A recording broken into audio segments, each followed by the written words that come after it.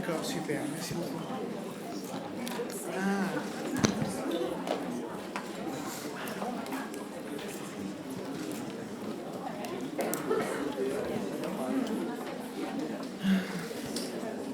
Ça va là? D'accord, pas de problème.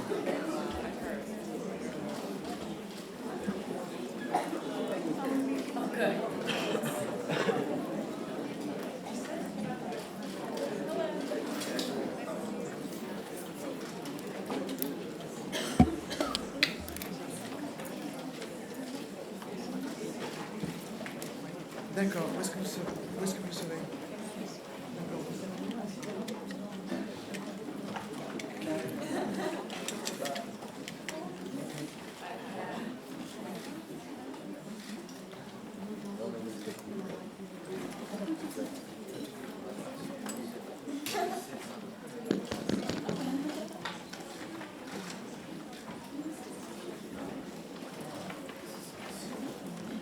Welcome to the Bling Ring press conference.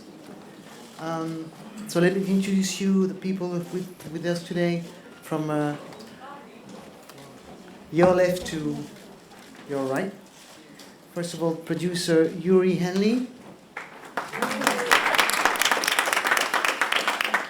Actress Katie Chang. Mark, the actor Israel Broussard. Actress Emma Watson. And last but not least, director Sofia Coppola.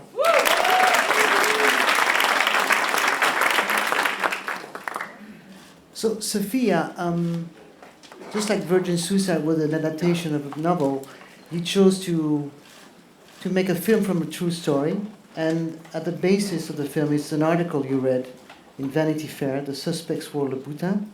And when you first read it, were you aware already of that story, about the whole story about the Bling Ring?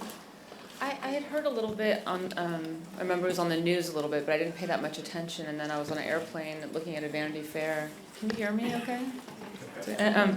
And when I read this article, I thought, this sounds like a movie. I'm sure someone's making a movie of this. And I found out about the rights, and I met the journalist. And the more I talked to her, and she showed me all her transcripts with a lot of the quotes from the real kids talking about the story and their perspective. And I thought the whole thing was so fascinating and so contemporary. The story couldn't have happened 10 years ago. And so I thought it was an interesting story for a movie and said so much about our culture today. The people involved in this story are from very different social backgrounds. And I guess that was also important for you to show people who were not familiar with each other, who were meeting at school, and were building this kind of, they're like a band who's not playing music in a way.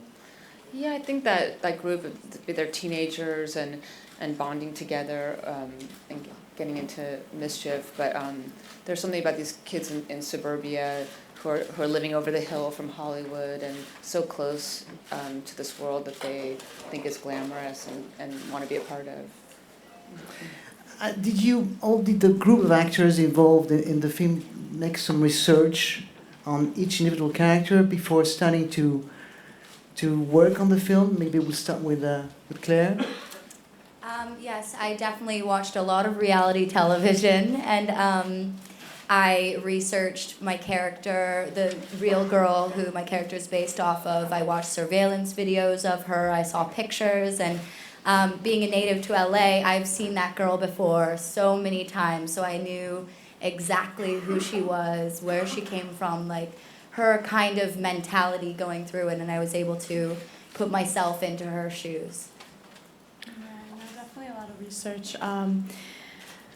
Because especially for me, I mean, most of us, the character's so different from us and what I'm used to, and you kind of have to put your morals aside and figure out how to be a crazy, wild party girl. So it definitely took some research and some letting go. Yeah, and for my character, Rebecca, she's very interested in fashion. So I had to kind of do some research on that front, learn the designers, their names, look at their collections and try and get into her mentality and appreciate the artistry of the fashion. So that was fun. We had to help Israel with that too, I think. Yeah, myself, I didn't really do much research on the real kid, Nick Prugo. Sophia put together a little research packet for me, which involved the surveillance videos, a lot of fashion police. Had to learn how to pronounce some brand names like Dior, not yeah. No, they were all very helpful and very supportive, and yeah, I appreciated that. So. I had a lot of work to do to try and get into character for Nikki, and a lot of that came through, I watched a lot of the Kardashians, I watched a lot of Paris Hilton, I watched a lot of The Hills, and then really was just trying to understand her psychology more than anything, because it'd be very easy for Nikki to feel like a parody or kind of not real, and somehow I had to understand and empathize with her, and that was really my biggest challenge. Second to getting the accent down. It's quite a specific dialect, so that took a bit of time.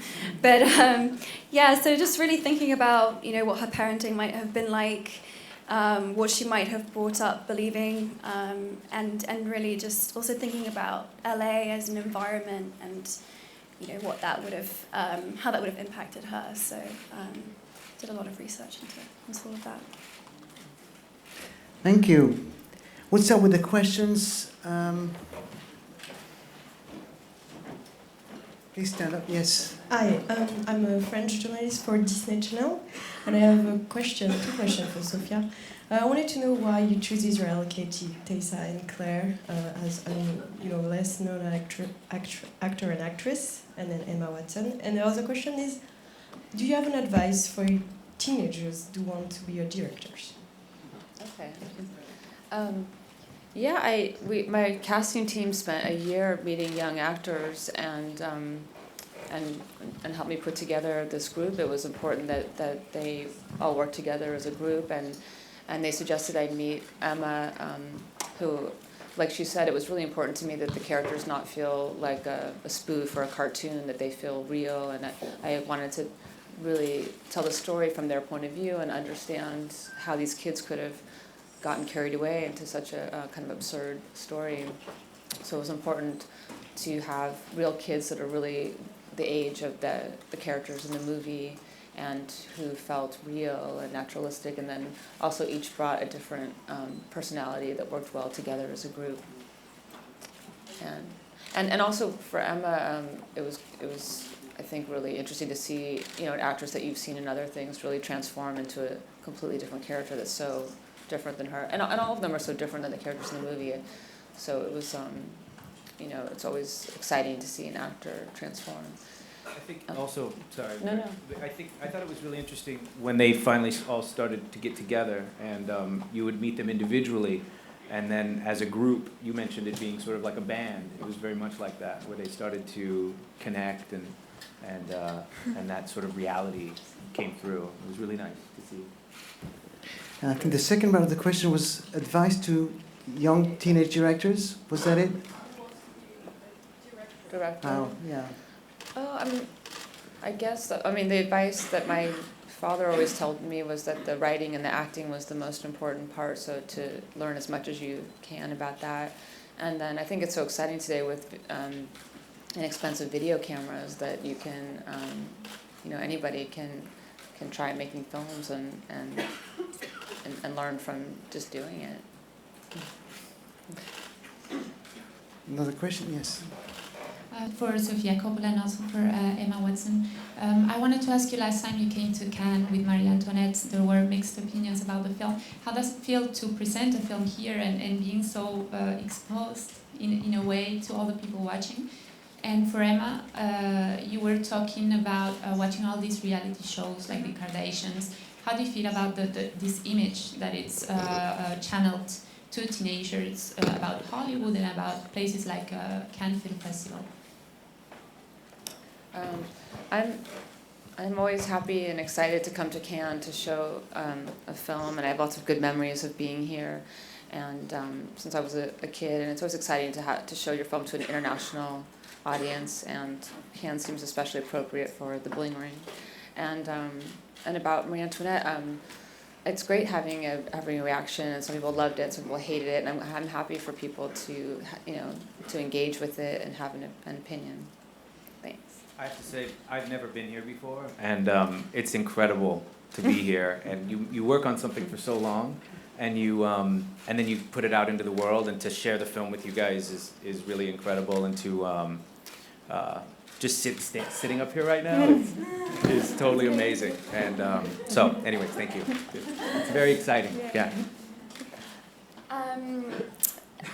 The impression that I get from being in Cannes is that everyone here takes film so seriously in the most charming way. Everyone has very interesting questions, and you can see that people just really love film. So it's a really amazing environment to be in as someone who loves films. So that answers the Cannes part of the question. And then, I think I don't really know what to say about,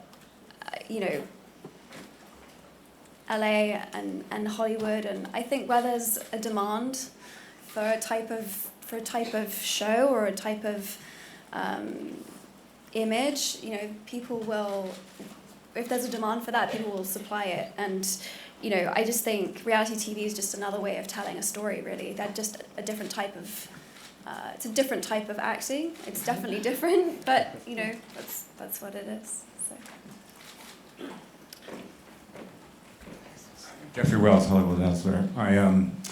Whenever I watch a movie about thievery, I automatically identify with the thieves. I want them to succeed. I want them to get away with it. So I just naturally was thinking right from the get-go, and I'm saying this, acknowledging that I may have missed something in the film, but I don't think I saw it in Nancy Jo Sale's article. Why did the simple, elemental consideration of security cameras not occur to anyone in actuality? And with the simple wearing of masks, surgical gloves, basic thief stuff, so you don't get identified. Well, they were 16 years old, and but it's very basic. We're not talking about sophisticated. They put hoods on their heads, but I think they were kids. Their brains weren't completely formed, and they weren't thinking it all the way through. I think. Doing the interviews earlier, we got asked this question a lot, and I think the kids were really just living in the moment, and you get the adrenaline pumping, and next thing you know, you're robbing Paris Hilton's house. I don't think they were thinking about the consequences or thinking about what might happen and how they get caught, and of course they weren't. I mean, they were putting all the evidence on Facebook, and so I think they weren't thinking. What Israel said, it wasn't so much almost about the stealing. It wasn't so much about the heist aspect. It was actually more about the fact that they wanted to pretend for 2 hours that they were Paris Hilton, or that they were living that kind of lifestyle for real. I mean, sometimes they would just go to the house and just to party. I mean, so I think in their heads it didn't have that feel to it in a way. It was interesting too, because in many ways they were very sophisticated, because they would use technology to, for their sort of tools of the trade. But then in other ways, they were just completely, And in some ways, as we started to research it, we found that there were certain things that were stranger. Like you'd almost be like, we can't put that in because no one's going to believe it. It was truly, and what Emma's saying, that was the most interesting to me, was that people would actually, that it wasn't even about stealing stuff at all. In some cases, some of the kids actually came from good background, privileged background. And then in that particular case, they just wanted to hang out.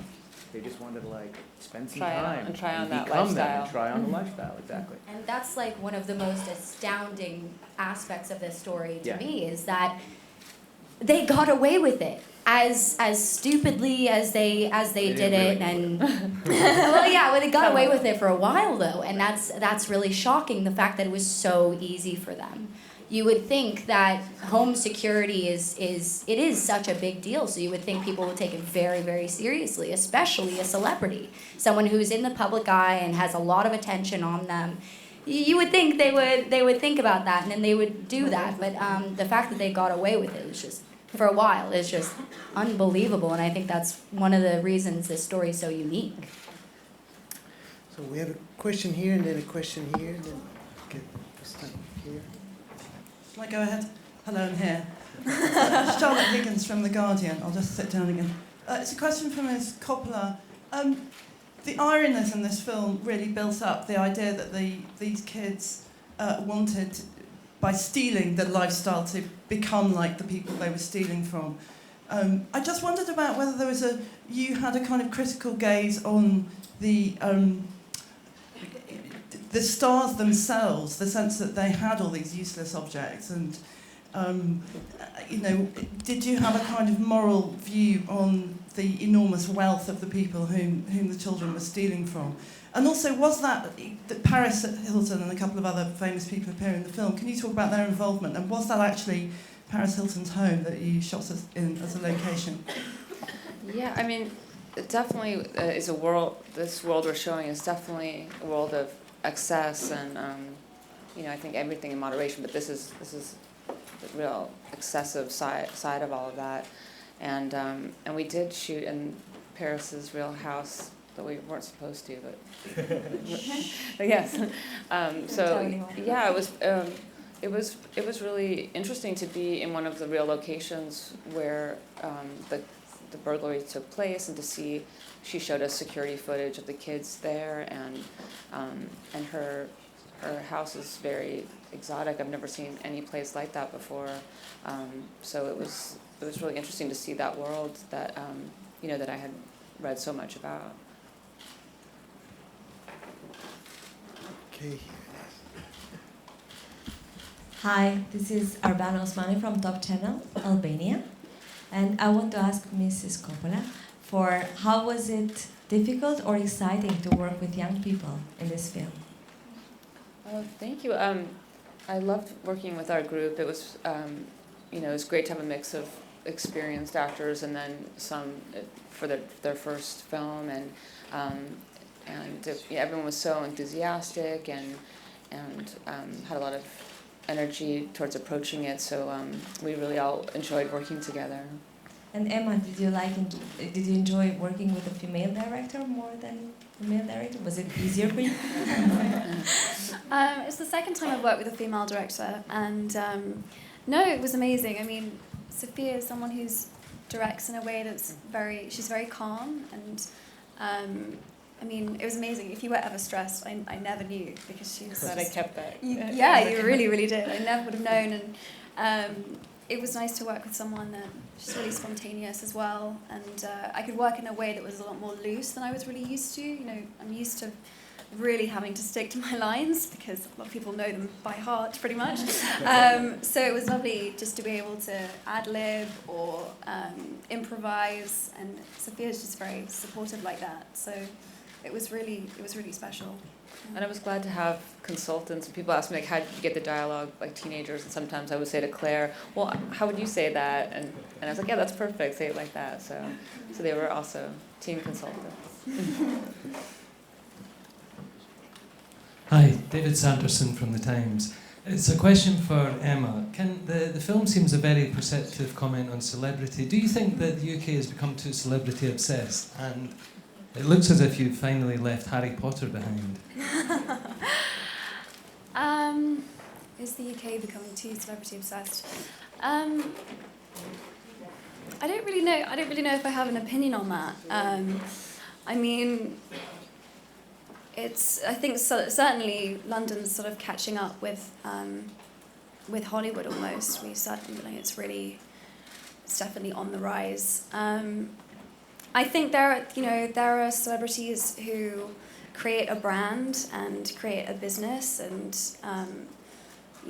a whole job, a whole life out of other people's interest in their lives, and there are celebrities who or people who don't so much, who have a craft and a trade, and I think as long as people understand the difference, then it's okay. But yeah, there's definitely a difference. That's what I would say.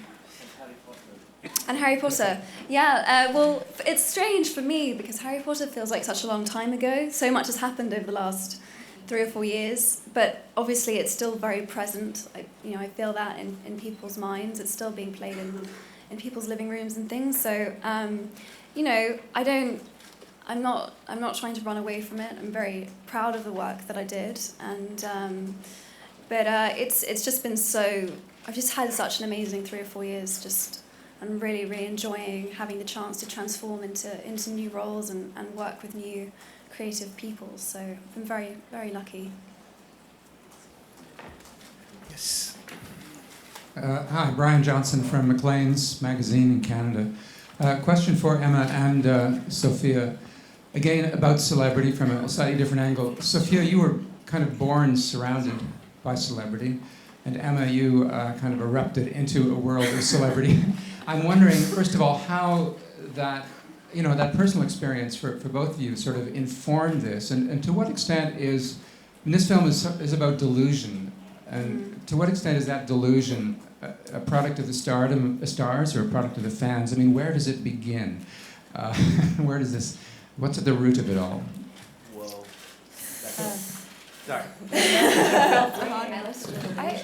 I mean, I feel like we're in this film. We're really talking about this aspect of celebrity pop culture from the tabloids and reality TV, and that's a part of celebrity that I don't feel is familiar to me or my upbringing. So I think it's something that I was curious to look at because it's such a big part of our culture today, and it seems like it's growing and growing. And I was curious to try to make this film from the kids' point of view and understand how they're being influenced by this and how it might be affecting them, and then let the audience experience it from that point of view. I think I'm going to try. It's a really difficult question to answer, but I think technology is playing a really big part in the sense that everything started moving so much quicker, and we're becoming saturated by images. And what's really interesting about a still image is that you can caption it any way you like. And so these images really capture the imagination of young people, and to an extent they become to embody whatever they project onto that image.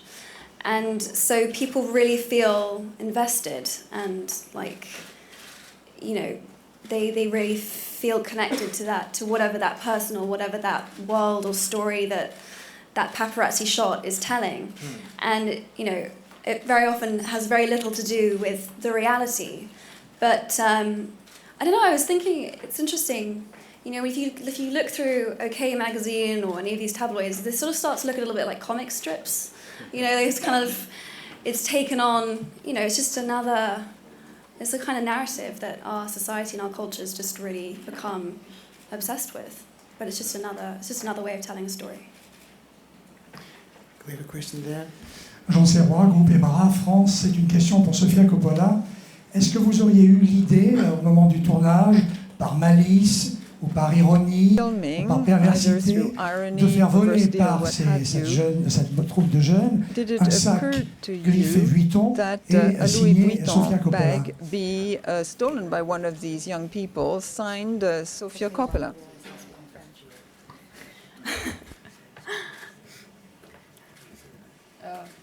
I think our movie's about bling, and I don't feel like the design work I did is part of that universe, but definitely they coveted these luxury brands that are you know, that is so present and we see all the time as something to desire. But I think wanting something for a brand that's something flashy is different than something that's from a luxury house that also makes quality and understated things. Question here. Question for Sofia Coppola. It's Karen Batt from the Huffington Post. In this film and in Virgin Suicides and Marie Antoinette, you give a disturbing, almost melancholic depiction of a young alienated woman or young adolescent, female adolescent. And I was wondering, what way might you empathize with these young women, or what aspect of them are you most connected to that drives you to make films that are focusing on these kind of women? Thank you. I'm looking to you to translate. I think I'm always interested in my work, the idea of identity and people finding their identity and their place. So I think there's a connection in that way. But in this story, a lot of the characters most of the characters were unsympathetic, and I had to find a way in to connect to the story. And for me, that was in the character of Mark's character. He was the one that I felt I understood the most and felt sympathetic towards, and I wanted to follow him through this experience of meeting these girls that were wrapped up in this world and how he got involved.